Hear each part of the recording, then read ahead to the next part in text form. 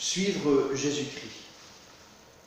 Dieu se propose à l'homme par les 5 E. E comme environnement, la nature.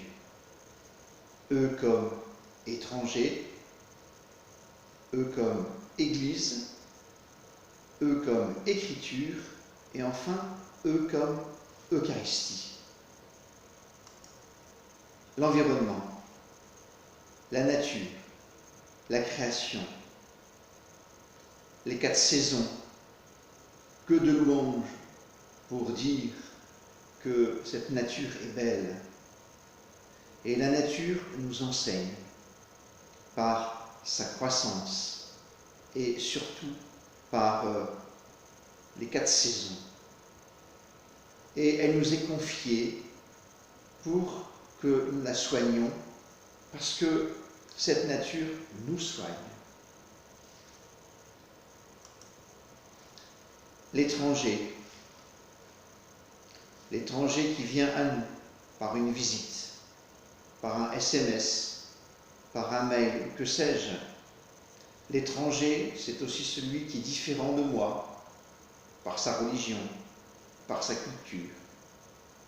Je vis avec lui une altérité qui me permet bien souvent de préciser mon identité.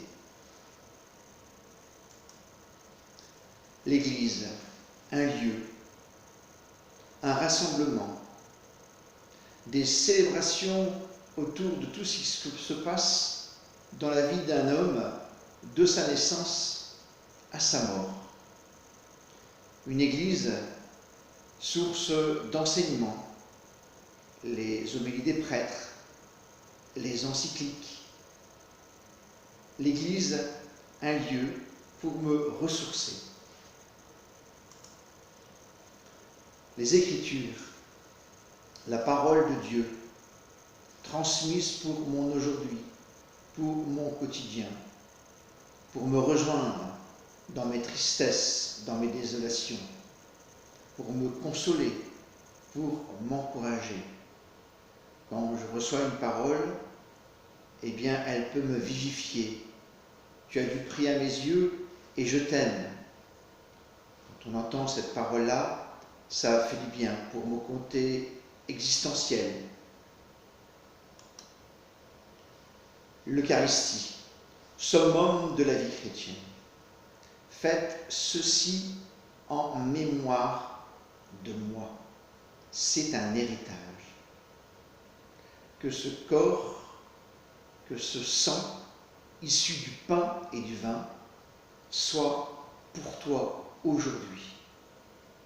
Le Christ, par cette hostie, par ce sang que nous prenons, vient en nous pour être aussi même des Christ, pour être envoyé dans la vie.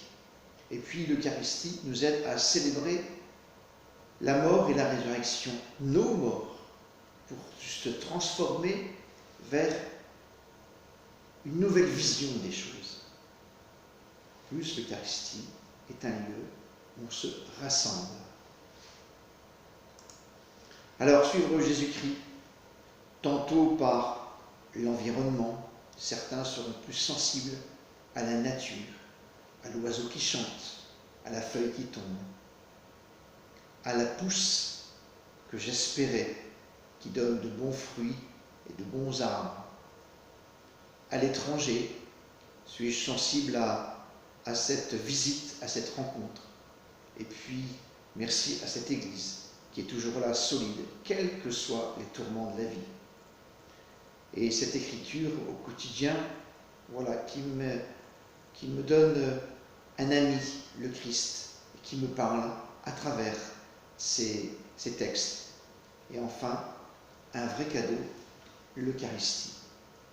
Une Eucharistie qui me fait toujours repartir meilleur, avec un autre sens à ma vie. Alors, suivons le Christ, quelle que soit notre sensibilité, et devenons des apôtres pour annoncer sa vie, une vie pleine de joie, de paix et d'amour.